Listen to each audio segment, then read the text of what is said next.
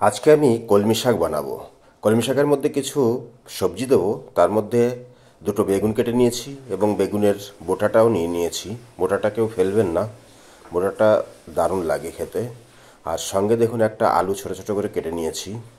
আর সঙ্গে নিয়েছি একটা টমেটো ছোটো ছোটো করে কেটে। আর এদিকে দেখুন কলমি শাকগুলো ভালো করে ধুয়ে পরিষ্কার করে আমি ছোটো ছোটো করে কেটে নিয়েছি। আর সঙ্গে দেখুন 15-20টা রসুনের কোয়া নিয়ে নিয়েছি ছাড়িয়ে।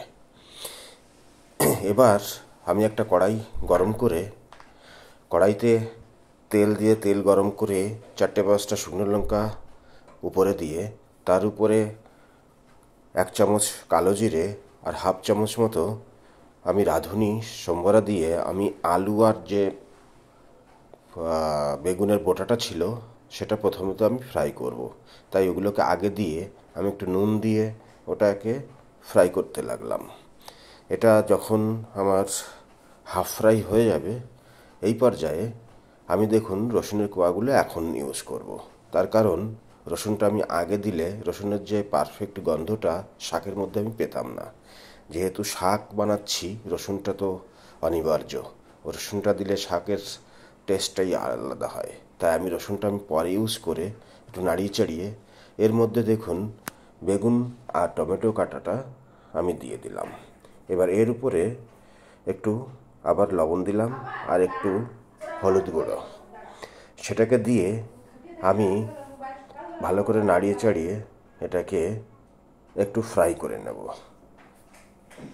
বন্ধুরা, আপনারা কলমি শাক যারা পছন্দ করেন না এইভাবে একবার কলমি শাক বানান, ভীষণই টেস্টি হয়।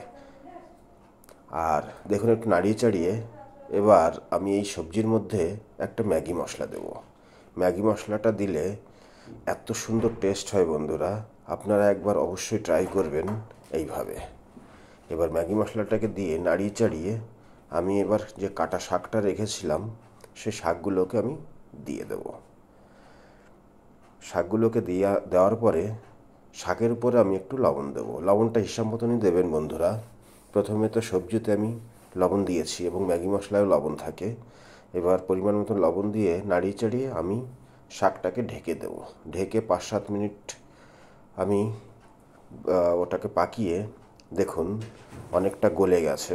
আমি এবার কি করব, এটাকে কিছুটা আমি এর রস শুকিয়ে নেব। তাই ঢাকনটাকে হালকা আলগা করে আমি 7-8 মিনিট ধরে এটাকে ফ্রাই করে নিলাম। রস এর শুকিয়ে গেছে, দেখুন একদম শাক আমার রেডি। কি সুন্দর দেখতে হয়েছে এবং খেতেও দারুণ হয় বন্ধুরা। আপনারা এইভাবে অবশ্যই একবার ট্রাই করবেন। ধন্যবাদ বন্ধুরা।